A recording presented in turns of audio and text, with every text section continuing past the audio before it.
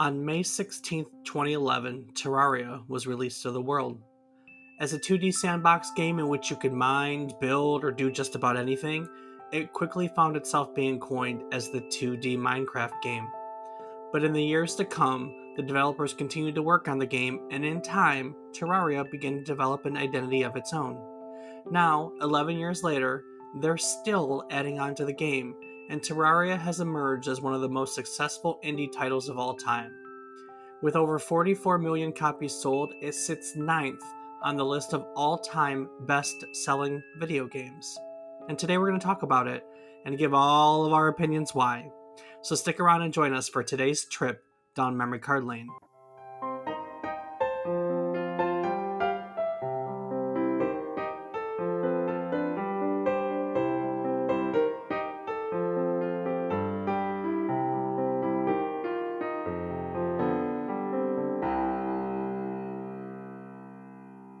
Good morning, good afternoon, and good evening. I hope these words find you well. Hello and welcome to the 90th episode of our Video Game Nostalgia Podcast, A Trip Down Memory Card Lane.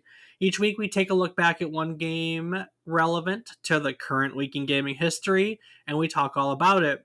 While doing so, we hope to teach you something new about the game, what it took from the world as its inspiration, or what it gave back to the world as its legacy. This week we are looking back at Terraria, released for Windows 11 years ago this week on May 16th, 2011. I'm David Casson, and as always, I'm joined by my co-host who lives each day in a new procedurally generated world, my brother, Rob Casson. Rob, what's it like waking up in a different place each day? Well, Dave, at first it was really frightening, but after a few days you kind of get used to it. So now it's just kind of an interesting way to wake up and say, hey, where am I going to be this time? Every day's an adventure. Tee-hee. Yeah, sure, that. Yep. That'd be I think that'd be cool. That's like traveling. If you travel all the time, you wake up in a different place every day. Yeah, that would be But dope. but like you just do it in your own bed. I don't know how it works. I guess in a game like this, it doesn't really matter. So what you playing? Well, Dave, this week I played some Rocket League, some more of Bannerlord. I played RuneScape and some Apex. How about yourself? I also played a tiny bit of RuneScape, some Rocket League. I think that's about it. That's not sounds like too bad. But wait, I Yeah. think both of us are forgetting something, Dave. What are we forgetting? Today's topic. We both played Terraria. Did we really? How could you forget, Dave? We played a lot of Terraria, didn't we? I think we played quite a bit of Terraria. You more than me, but I'd say we played some Terraria. So with that, let's get into it. You know, the thing about Terraria, it's very easy to get lost in it, like, I don't even think about it. Yeah, So, no, that's definitely the case. I can agree to that. That's kind of the thing I like about a lot of these builder games and why it's so hard for me to get into them because I know they will consume me. hey, fun fact, little side note before we get going on the history of Terraria. Did you see that Farming Sim 22 is coming to Game Pass? I did not. Yeah, now there's no excuse from the group. We can all build a farm together. Yeah, there you go. Oh man. So, Terraria was created by Relogic, who was formed first and foremost by Andrew Spinks, who was known to the Terraria community, the gaming community as a whole, as Redigit. Uh, Way back in 2009, Andrew became known to the gaming community as one of the developers of Super Mario Bros. X. Rob, are you familiar with Super Mario Bros. X at all? I can't say that sounds familiar to me, no. So Super Mario Bros. X is probably the best fan-made Mario game of all time. I'm just gonna go on a limb and say that it's yeah. It borrows bits and pieces from all the classic Mario's 1, 2, and 3, Super Mario World. even a little bit of Legend of Zelda, some Metroid, music or gameplay elements, stuff like that. It borrows from a lot of classic stuff. It included a level editor that allowed you to create your own levels, which were designed to be, they call them episodes. You could basically release a series of levels and add your own plot. For example, with the game, Redigit released an episode called The Invasion. It featured Mario and Luigi trekking through many different worlds to defeat Bowser, like normal. At the end of each world, they either went through a castle to face a boss, or alternatively, they could go through at what's called an invasion level, which was a very difficult airship stage that would also end with a boss battle, hence the invasion. As we've learned in the past, though, Nintendo doesn't really like it when someone stands a chance to make money from their characters, their IP. And essentially, the general consensus is where Super Mario Bros. X went wrong is they were making ad money off the website for this. So, I mean, Nintendo shut it down. Um, Unfortunately, they shut it down. But like everything else on the internet, it's really hard to kill something for good. And if you just search for Super Mario Brothers X, you could still find it. People are still creating episodes for it. There's like thousands of episodes for it that people are still creating to this day. Best way to look at it, Rob, is it was Super Mario Maker before Nintendo actually made Super Mario Maker because it's the same concept. So, Okay.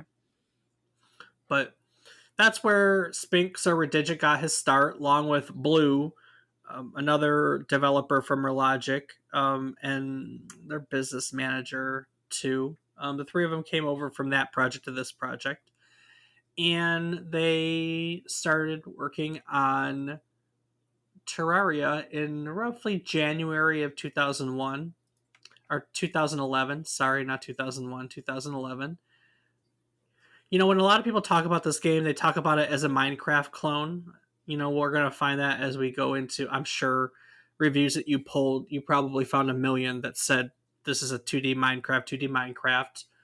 Um, it wasn't, Minecraft wasn't its initial inspiration. There are a number of not really well known games that are its inspiration, but Minecraft was definitely the icing on the cake that kind of helped him put it all together. If that makes sense.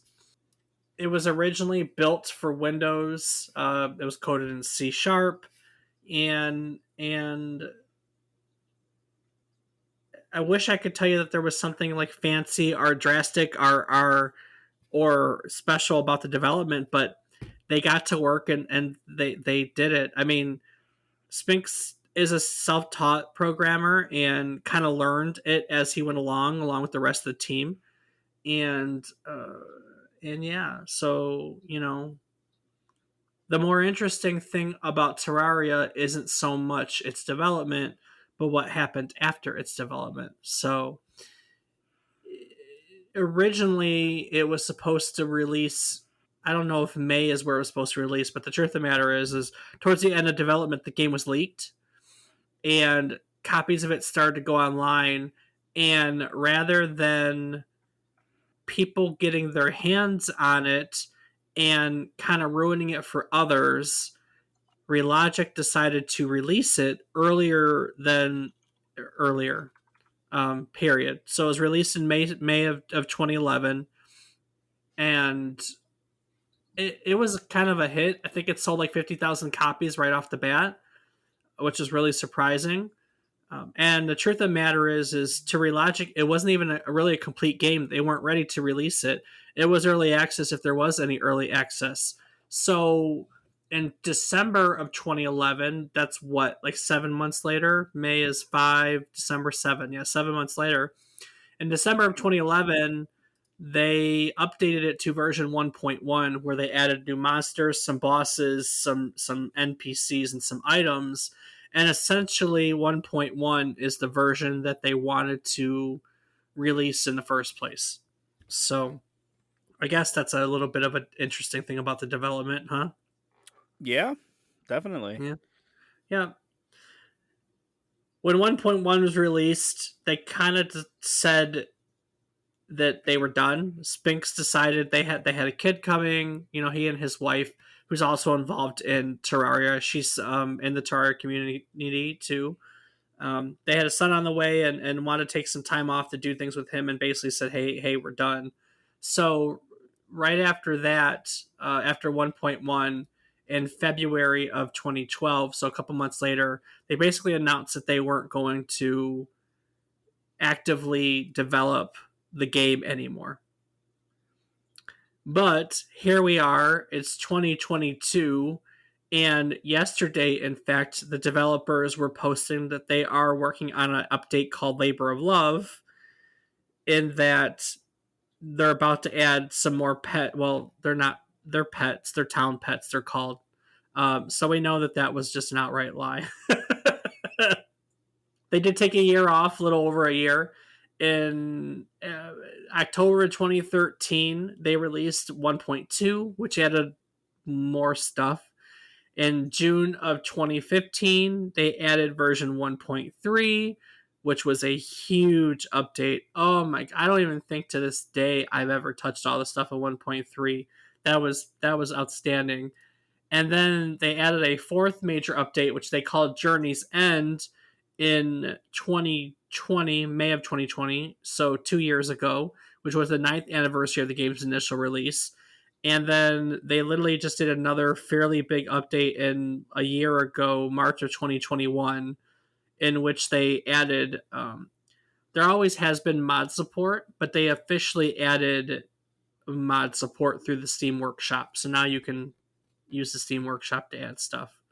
And yeah, basically the development of Terraria has been a will he won't he for 11 years, because they've said a number of times that they're going to stop, and then they've started again, you know? Right. They also announced another Terraria game. Did you know that there was supposed to be another Terraria game by now? Had no idea. So they've teased a Terraria 2, and at one point they officially announced a game called Terraria Otherworld, which was, I don't even know how to describe it. It's supposed to be more of a magical ish based version of Terraria. And after about, it may not have been a year, may have been 2 years, they canceled that. I don't know why they canceled it. The only thing that really exists for it to this day are the teaser trailers, and they released the official soundtrack. You can actually go and buy the official soundtrack on as an add-on for in Steam. Which, if you go and you read it, the description says something like, Terraria Otherworld may have been canceled, but you can still listen to the soundtrack to see what would have been, or something like that. Oh, interesting. Yeah. And now, funny enough, so like I said, they did a update yesterday. It wasn't an update yesterday. It was an announcement yesterday where they've been teasing what they're working on. They're working on what's called the Labor of Love update, and they did a screenshot where they're teasing what they're adding. But what part of the announcement, like one line in the email or post or whatever you want to call it, says, like, we're excited to continue bringing Terraria content to you, either in Terraria or other Terraria games.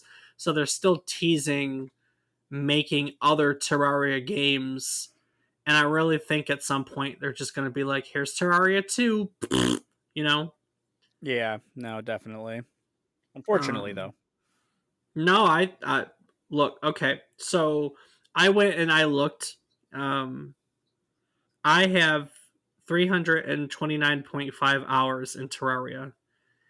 It is definitely a game I have played a lot of. Obviously, that's a whole lot of time over the last 11 years, and I'm a really big fan. So, with that being said, let's talk about what Terraria is. If you've never played it,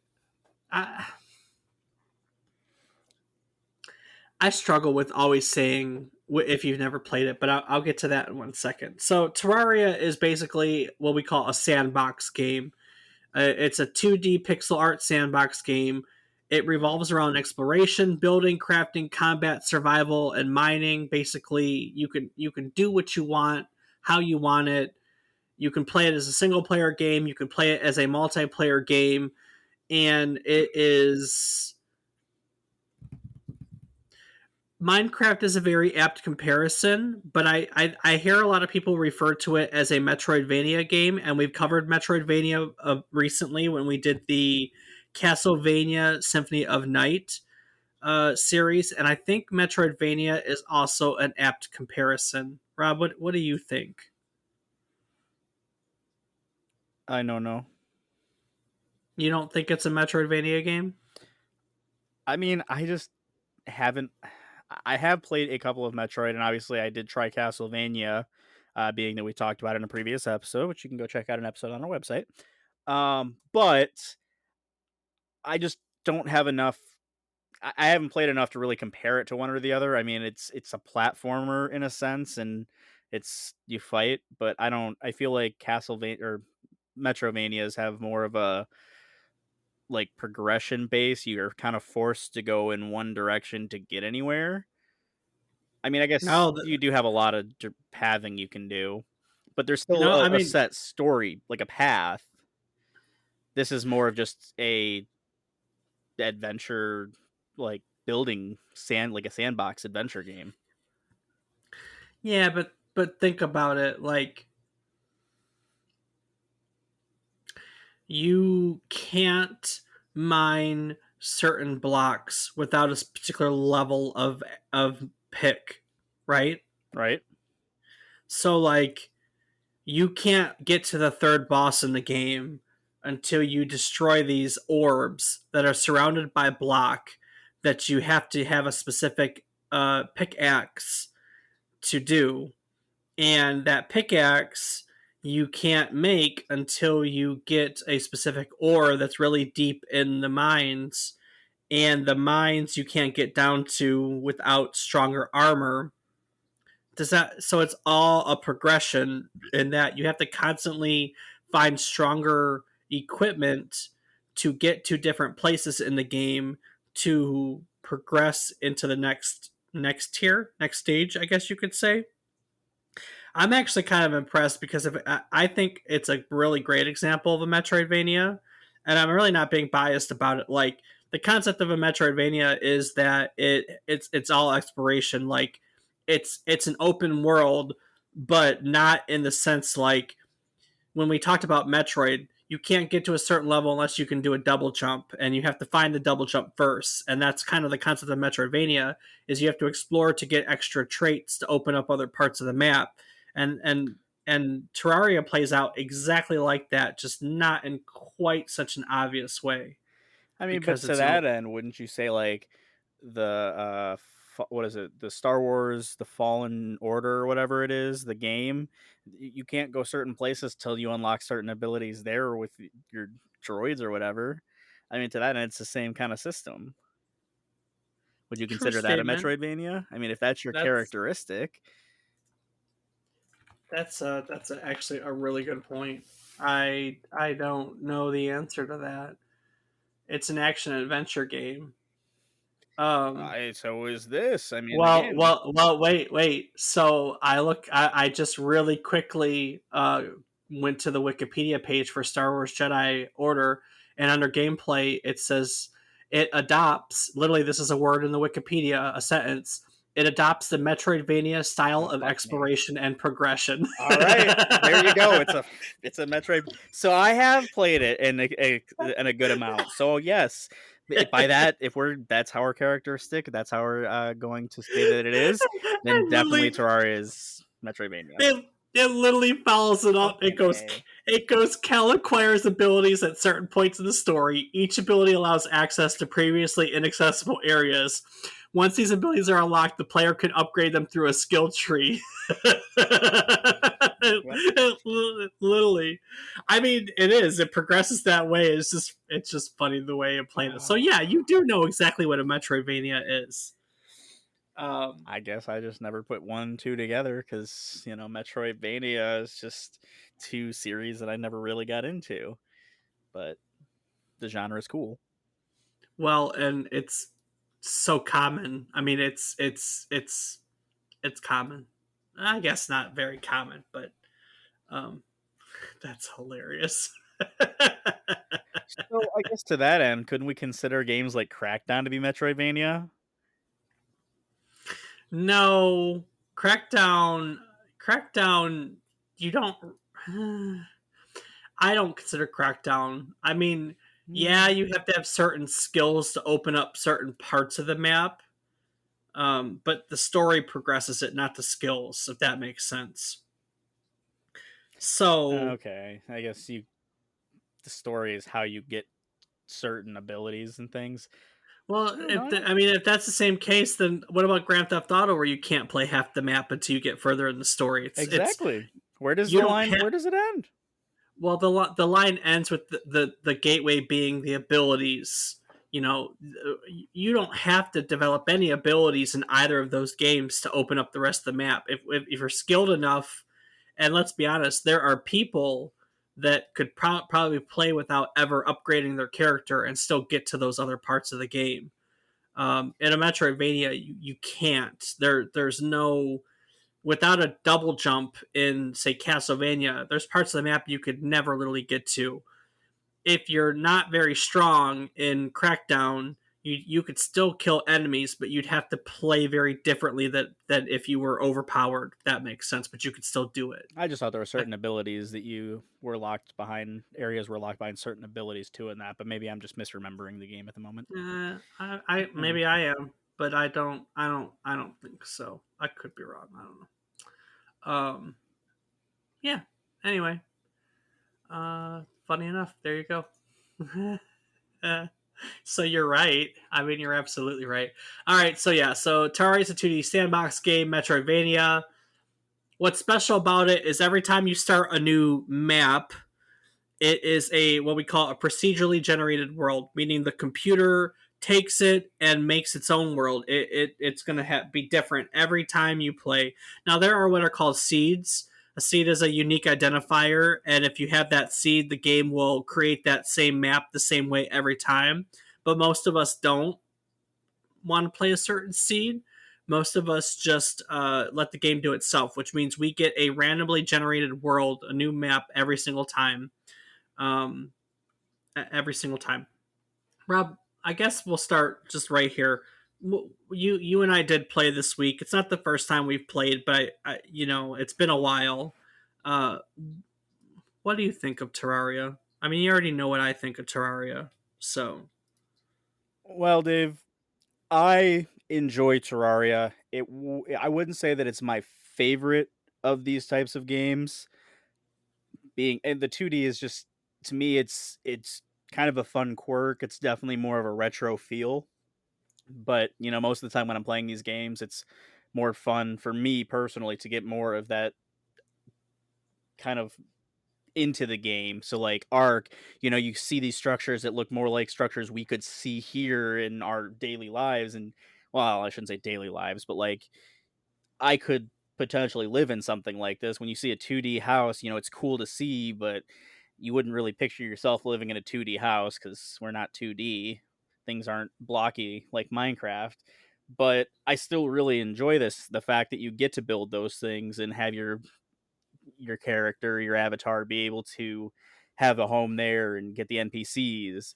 The crafting system is difficult to understand at first, but as I explored it and learned more about it, it definitely made a lot more sense. And it's actually kind of awesome the amount of thought and forethought you have to put into some materials because this item that you get at this point might link to some item way later on down the line that you get.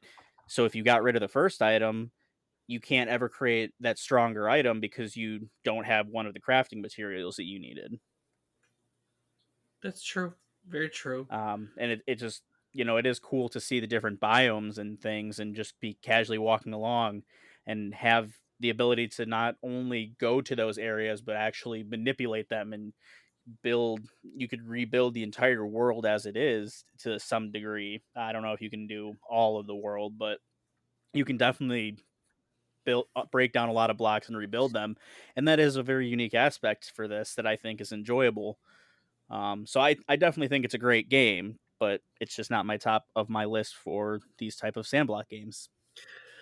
So let's talk for a moment about items because you said that the crafting system, there's a lot to it, and so on and so forth. And every item that you can physically hold in the game has its own unique identifier. It's numbered, and so we can actually follow the progression of items that were added and I can tell you to a T how many items are in the game that you can. Now the item can be something as simple as a block of dirt. It can be a sword. It can be a chair.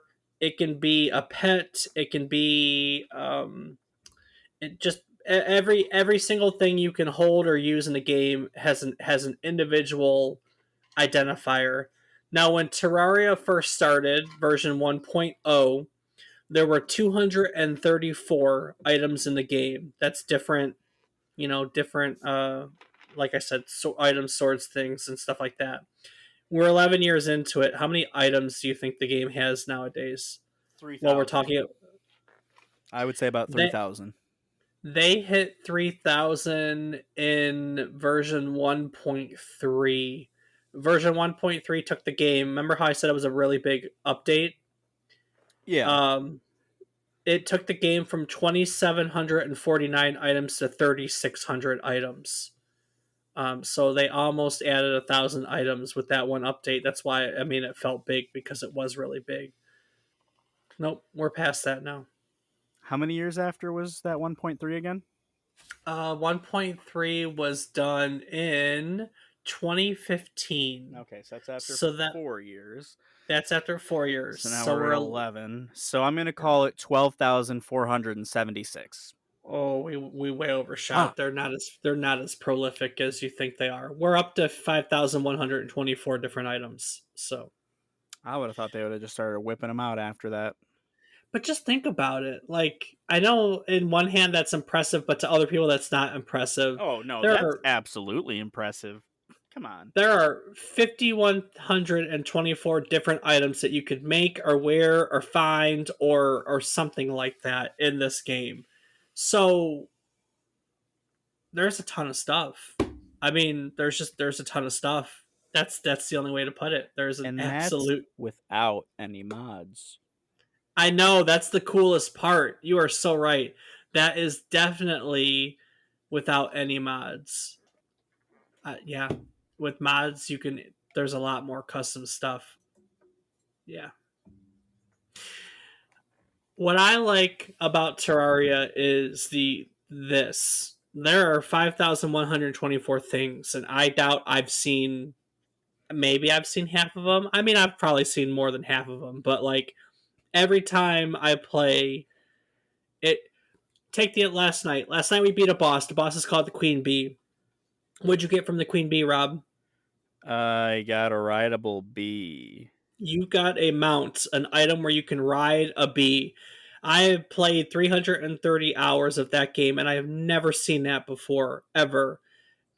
We looked it up. That boss has a 5% chance of dropping that item, and it dropped last night, and you now have a rideable bee. And I feel like every time I play, there is something like that pops up, something new, just something great like that. To be honest with you, that's what I like about it. Um, and you talked about the building aspect, and don't get me wrong, I built some. I don't know if you remember any of the maps where I used to build things, but I've built some huge, elaborate castles and stuff.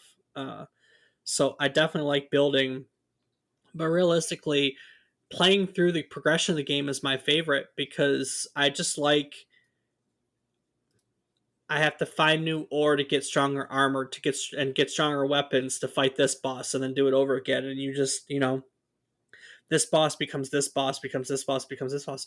Where we played to last week, there's a halfway point where when you defeat a boss, the map kind of resets itself.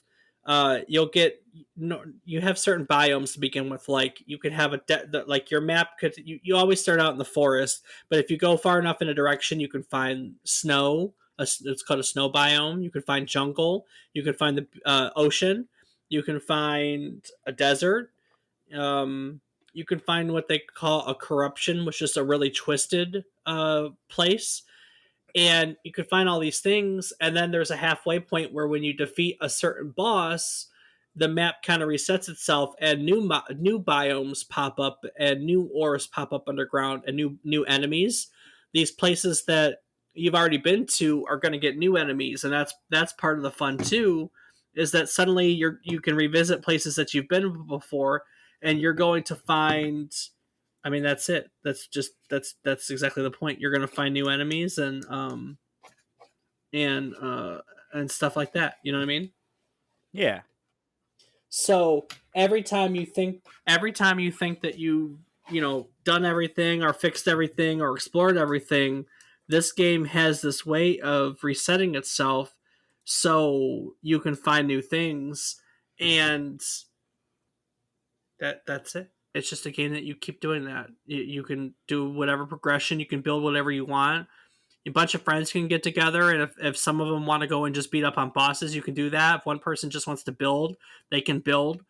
There's usefulness for the builders with the bosses. You know, a lot of the bosses need, you can do better if you prepare for it with what we call arenas, certain areas that you clear and build for a boss. So the builder can do that while the rest of the people try to find equipment to beat the boss. You know, there's just, it's this type of game where I just feel like there's something for everybody. And the music is awesome. Isn't the music great? Yeah, the music's It pretty cool. it's like it's just such a easy game to get lost in. It's one of those games that time just disappears. I mean, don't get me wrong, we have fun playing Rocket League and stuff like that, but I feel like games like that we're usually very aware of the time. And Terraria to me is one of those games where we could be playing and suddenly it's 2 in the morning and no one noticed. Yeah, Um, no, that's absolutely true.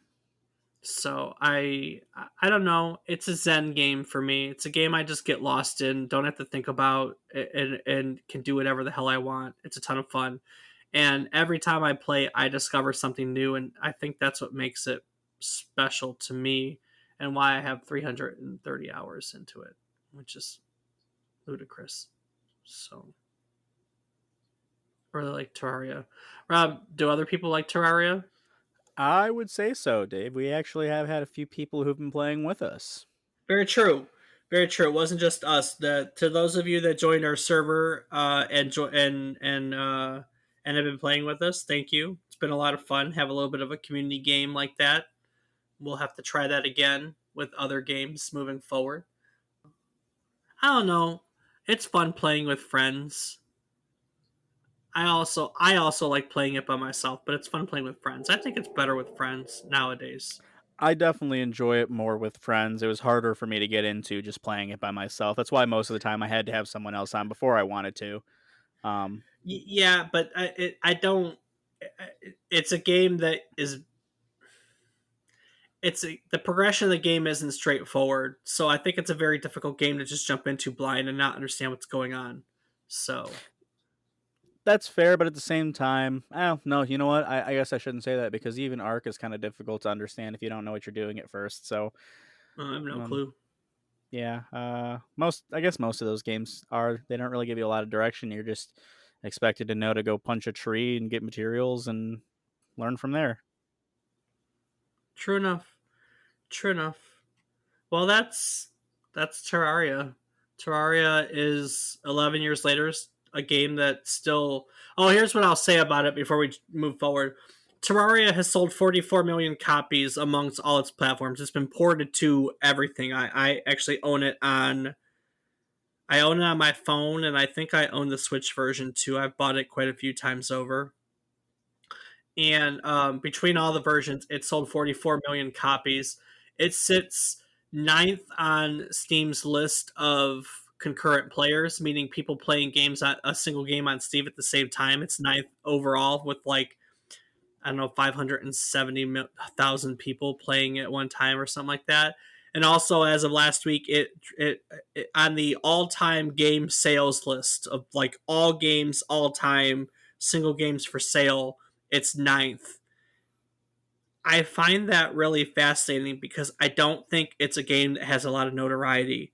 but it has sold 44 million copies, and I I don't understand why there's a why. I understand why it sold 44 million copies. I don't understand why it's not a game that people revere when it's sold 44 million copies, because it's not like people when people talk about the greatest games of all time, Terraria really ever comes up in that conversation. But it's ninth on the list of game all time games sold, ninth best game seller of all time. You know what I mean? That is really impressive to know, actually. It's easily the most successful independent game of all time, and hard to believe that only started with what 3 or 4 or 5 people, working on it in the beginning. And um, I guess it's hard to walk away from a game that's been selling 44 million copies, which is probably why they keep doing the off again, on again thing. But I'm glad they did, because I obviously think it's a great game. But it's just bizarre to me. That's how did we put it last week? We put it in a way I really like, because I think it's a game that everyone plays but nobody knows, and you said it a different way, and I really liked it. I can't remember for the life of me. I could not tell you, Dave, but you could always go back and take a listen. Very Mm. true, very true. Check out our website, numbercarlane.com. All right, Rob. Well, that's how I feel about Terraria. How do other people that didn't play with us feel about Terraria? Well, Dave, I think first up we should look at some critic reviews. Okay. So our first review today is by Nathan Mionier from IGN, who says, "Imagine what Minecraft might be like if it had been made with pixel art sprites and released in the SNES era. That sums up the overall vibe of Terraria pretty well. It also explains why I just can't seem to tear myself away from the damn thing. This devious little indie sandbox title burrows so borrows so many ideas from Notch's game that it essentially is Minecraft in 2D, but it also beefs up the familiar gameplay in exciting ways. There's a lot more creepy crawly stuff to kill, and the staggering number of doodads you can MacGyver together into deadly weapons to slay them with is mouth-watering. Say what you will, there's some gnarly fun to be had in these uncharted depths."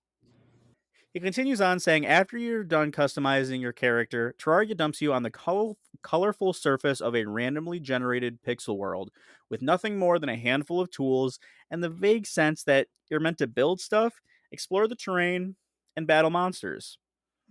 Though there aren't any real story elements or epic quests to conquer, the strong fantasy trappings instill a desire to adventure nonetheless. There's magic, monsters, and mayhem waiting both on the surface and in the dark caverns below. Uncovering unexpected new prizes and perils is a big part of the game's charm. He continues saying the village development aspect of the game is a clever addition, once you discover it exists. You can throw together bare-bones shacks or craft elaborate fortresses that tower upward into the heavens. These are used for NPCs, which you have to get through different quests. Having an elaborate and ever expanding home base to return to on the surface is satisfying. However, the dark, foreboding underworld is where the real action is. Everything you need to make the most basic items like torches, furnitures, and healing potions can be found near the surface, but you have to adventure deep below to uncover the rarest materials. This is where Terraria's gameplay feels more like an old school action platformer and where it really sunk its hooks into me. Digging for ore eventually uncovers sprawling caverns that are home to many varieties of creepy creatures. Giant slimes, skeletons, burrowing worms, and tougher beasties roam the dark, and they often come charging at you while you're excavating. Exploring is a lot of fun on its own, yet it's the strong emphasis on combat that's really appealing. For one thing, stopping to battle monsters breaks up the monotony of digging. Creatures also drop coins that can be used to buy shop items. There's an added risk versus reward element to combat too. Getting kills causes you to respawn on the surface with your gear intact, but you'll leave a chunk of your precious coin stash behind. He finishes the review by saying, though on the surface it looks like just another Me Too indie game seeking to ride the coattails of Minecraft's success, Terraria expands on the familiar sandbox gameplay with a greater emphasis on combat and adventure that proves very satisfying. Fresh elements like an absurdly expansive weapon crafting system, a broader scope of monsters to battle, and a slick retro 2D presentation make it a standout among the pack. Hell, it took all the resolve I could muster just to shut the game down long enough to write this review. That's rare indeed. He seemed to like it. I would say he liked it pretty well, Dave. I agree. I mean, it's a lot of the same stuff I said. I think it's great. Honestly, that we've already established that. No, I don't know what else. I don't know what else to say to that. absolutely. We have one other critic review today, and that is from Luke Winky with PC Gamer. And Luke writes that Terraria starts like a less satisfying version of Minecraft, squashed into a 2D platformer. It ends as a terrific exploration game packed with places to discover. Floating islands, festering corrupted lands, and a huge multi level dungeon guarded by boss monsters are just a few things you can unearth once you've crafted yourself a pair of pants sturdy enough to survive this world. Classic. Building and crafting in Terraria is simple, once you know how, but the only help you get upon jumping into your procedurally generated world is a few cryptic hints from a guide NPC. It took persistence and a lot of help from a wiki before I figured it out.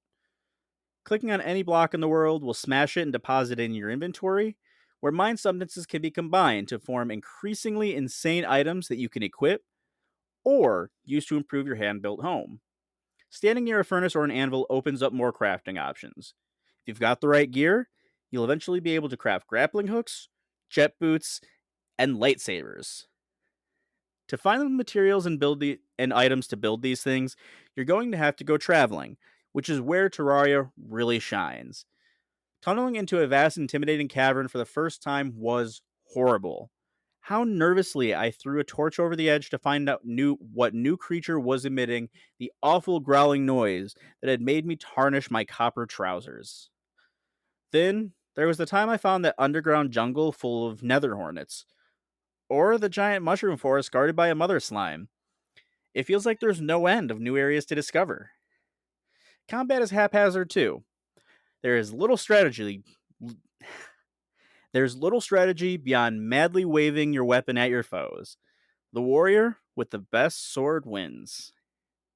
If you don't mind this and are happy to go crafting for online recipes, wow. If you don't mind this and are happy to go online for crafting recipes, then Terraria offers dozens and dozens of hours of rewarding exploration. The lack of in game tutorial and the slow starter drawbacks, but at a low cost, Terraria is a steal for those with the patience to reach its deepest caverns. Yeah, it's patience that you need. All right. But I would say that with the critics, they seem to have loved it. Although, as everyone says, it seemed like a crappier version of Minecraft. But that was from the beginning. The gameplay Yeah, itself kind of spoke for itself. I maybe I agree with that, but I mean now we have lore and I don't know. Now, I mean now there's an actual boss progression. There's tons of bosses, tons of lore, tons of everything, and it definitely is. You know, they've had 11 years to make their game, and they've done a really good job with it. So No denying that, Dave. But more importantly than our critics, I do think it's important to take a look at our user reviews.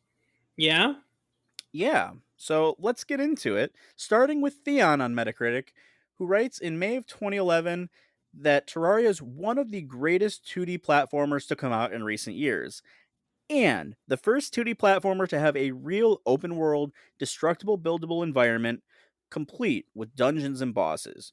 Numerous and varied weapons, armor, and special items will keep you digging and fighting for hours and hours. And it can all be played in multiplayer. It's like the beautiful freak child of Metroidvania and Minecraft. okay, Excuse me. nice. Thank you. Next, we have Pilcrow on Metacritic, who in May of 2011 wrote, I initially bought Terraria because I love Minecraft and was interested about how it would play out in 2D. At first, I thought it was just going to be a cheap knockoff of Minecraft, and boy, was I wrong. Terraria really feels like a nice throwback to the retro era with its pixel art and retro music, and really feels like a cross of Castlevania with Minecraft.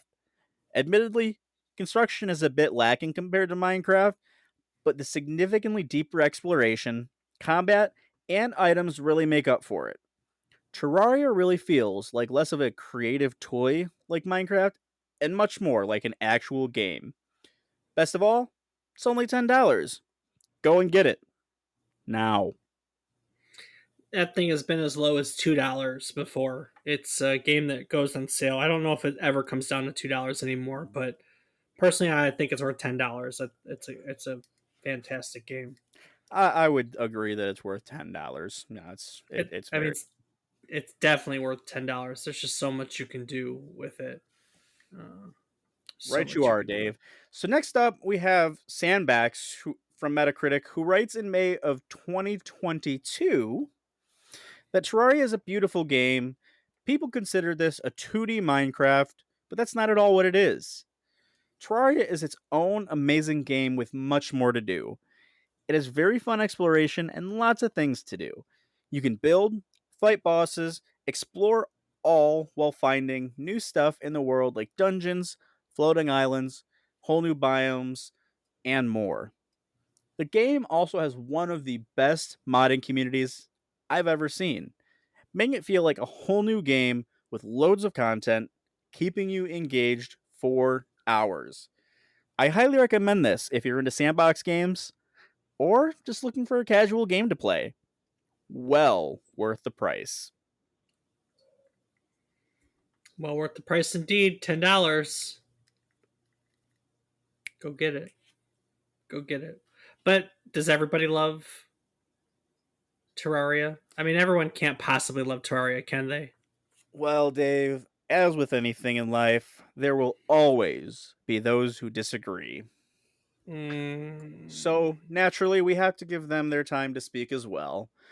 And with that, we have Sanchokaby on Metacritic, who in May of 2013 wrote, Let me start by saying I've never played Minecraft. Sorry, I lost. Okay, here we go. Now then, I simply cannot understand this game's popularity or high score. I've played this game for several hours, given it several second chances when I read about updates, and every time, I found this game to be an incredibly frustrating experience. The controls are stiff and unresponsive. The graphics are terrible, even by pixel art standards. The music, it's irritating. The interface is confusing and incredibly unintuitive. The activities are dull and tedious, even when you have a friend join you. These activities are made worse by the fact that when your world is generated and you pop into it, every single monster that pops into the world with you automatically hones in on your position. This means that your attempts to complete the tedious activities are constantly interrupted by unrelenting attacks from monsters that you have to fend off by slowly and clumsily swinging your large, ineffective weapons at them. Trailers and advertisements for Terraria claim that somewhere at the end of all this monotony, there is a reward of action adventure, but I've watched some online videos of said adventure. Quite frankly, the destination does not appear to justify the frustrating journey. I would give this 1 point for being a relatively fresh idea, but charging $10 for this is tantamount to robbery. Even $5 is pushing it. mm, okay, dude. Whatever. I mean, everyone's entitled to their opinion, even if they're Even wrong. even $5 is pushing it. What a dick. I think it's worth the $10, but some people might rather get two biggie bags from Wendy's. To each their own. This gives me a lot more satisfaction, but not everyone. Biggie bag from Wendy's. Good. I don't know. 5 to 10 minutes of satisfaction. Maybe a little bit more on the way out if you're a sadist, like if you're weird like that. Um, $10 for a video game like this. 330 hours and counting. Yeah, I'll take this. could be the best biggie bag you'll ever have, Dave. Okay. So next up, Sure. we have Jay Milton from Metacritic, who in May of 2011 wrote, I got this game on Steam solely because it was cheap, and I wanted to play an old school 2D platformer. Oh boy, what a terrible jumble and mess this game is. It tries to be Minecraft in 2D by giving the ability to build stuff no one cares about, has clunky gameplay, stability issues, and is terribly boring. No amount of multiplayer can make this game fun for me. Also, it looks terrible. There are indie games that were designed by a single person and look better than this. This is not even a game. More like an operant conditioning experiment in pointless clicking. I wish I could get a refund. I would feel robbed even if this game was free. I, Wow, that guy took it even further. yeah, I don't get it. Oh well. Oh, But to that, we still have more, Dave. So next up from Metacritic, we have Jones R, who also in May of 2011 wrote, "If you like Minecraft, you'll like this. Otherwise, this game is trash.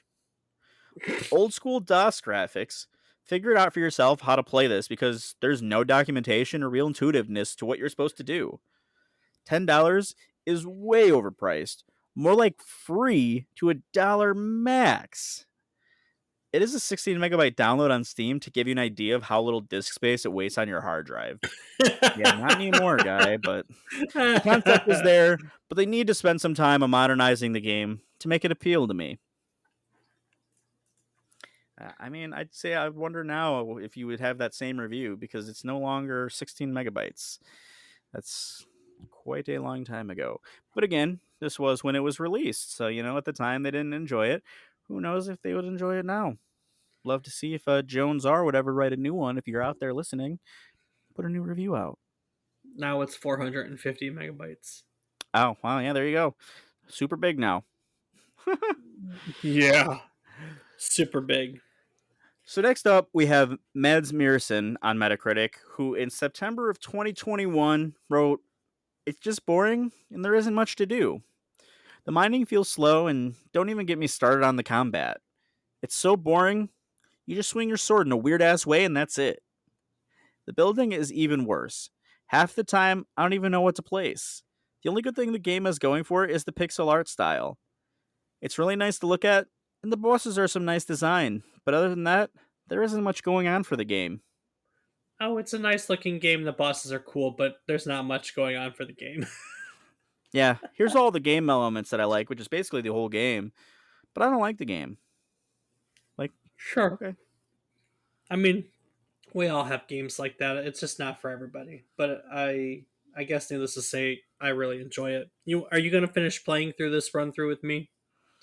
I will continue playing even though we have finished with our episode, yes. I mean, we got to the halfway point. We got to the point in which you fight the halfway boss. You flip the map over to hard mode, and you Which basically I think the last time which we played, I did remember defeating the wall of flesh, but I don't know if hard mode was a thing at the time. it's been a thing for as long as I think the wall of flesh has been around. Oh, So okay. So I've definitely gotten to hard mode before, but I don't think we played much after that because I don't recall what happens after the wall of flesh. just new everything, new ores and new enemies and pre-existing biome and a new biome, and the corruption spreads, and you gotta try to make it not spread, and um, there's a lot of stuff.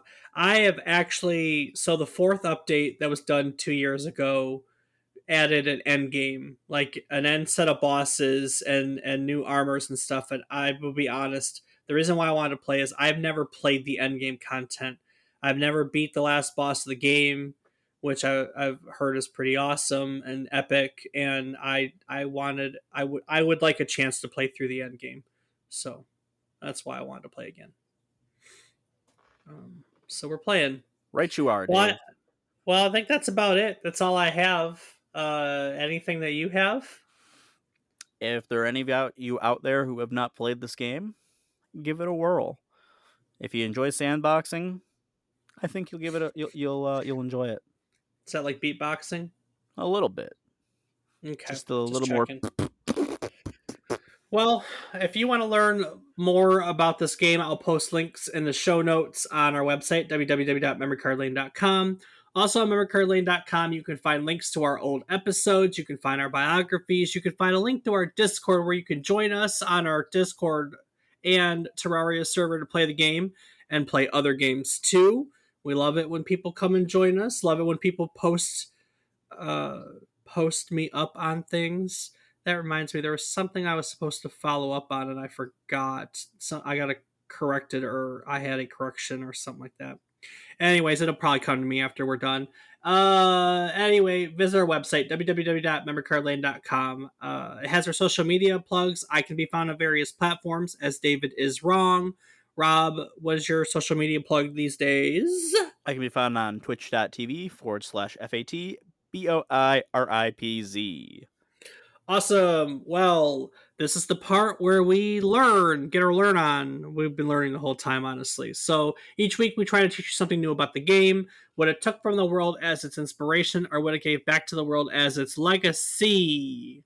And as part of our commitment to you, we admit, well, we learn things. One of the nice things about teaching week after week is we always learn things ourselves. So as part of that, we like to go and talk about our biggest takeaways. Rob, what is your biggest takeaway today?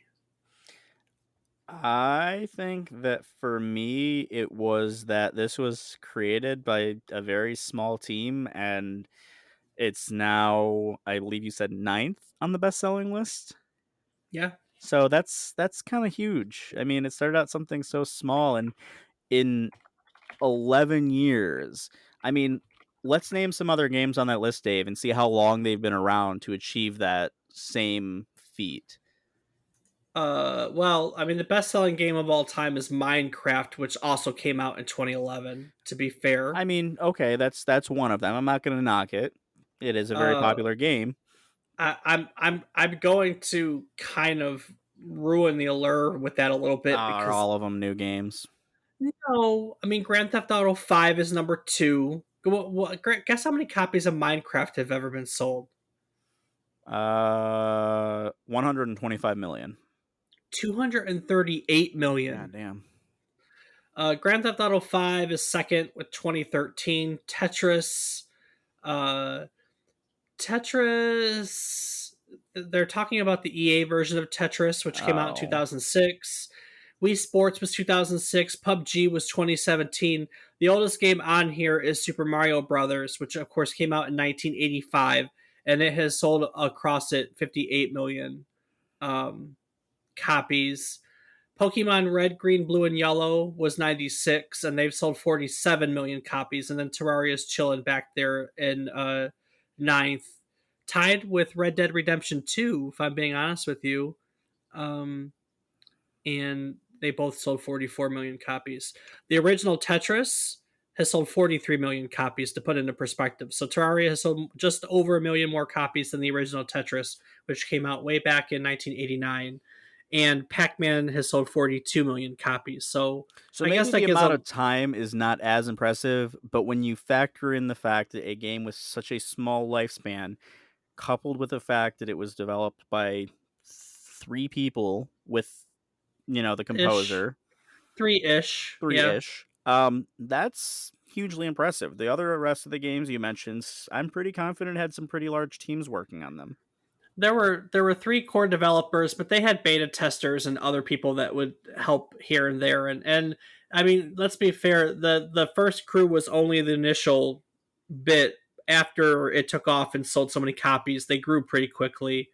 Not that they're a huge team; it's still a pretty small development team, and the ports have all been taken over by different developers. But it really only started out with a handful of people. So it is, like I said, it's easily the largest indie game. There's no other way to put it. It's easily the largest indie game so ever, because it counts as an indie game. So yeah, awesome. I never knew that Sphinx was the developer of Super Mario Bros. X. That was my takeaway. I'd never really paid attention to what he did before Terraria. So learning that he got his start with SMBX was my big takeaway. It's always fun to learn where people come from. I mean, y'all know that about me. So yeah, Great. Well, Rob, before I take it out of here for the week, is there anything you'd like to add to today's episode? Well, Dave, as always, I do want to take a quick moment to say thank you to all of our listeners. It is a wonderful journey that you are joining us on for all of us, I hope. It's definitely wonderful for Dave and I. That's why we've been here week after week talking about old games, some newer, some older. But hey, you'll find out more by sticking along and going for a ride. True enough. All right, Rob. Well, next week we're going to take a look at a game that's set in 1920s Louisiana, where you have to guide your player out of a haunted mansion. I'm not talking about one of the recent Resident Evils, although it wasn't 1920s, but maybe Louisiana Mansion would allude to that. However, I am going to be talking, or we're going to be talking about a game that was a 3D survival horror game like Resident Evil. In fact, it was the first 3D survival horror game, and there is a good argument for the fact that it was the very first survival horror game ever created. We'll talk about that too. Released for DOS in 1992, Alone in the Dark is a game where you basically solve puzzles and fight monsters to get out of a haunted mansion, and we're gonna talk all about it. Do you know anything about Alone in the Dark, Rob? I cannot say that I'm familiar with it, Dave. Well, guess we're gonna change that for you, and I'm guessing our listeners too. So stick around, join us next week as we fight our way through a haunted mansion on yet another trip down memory card lane. Do the thing. Do up, bop, boo up, bop. Bop.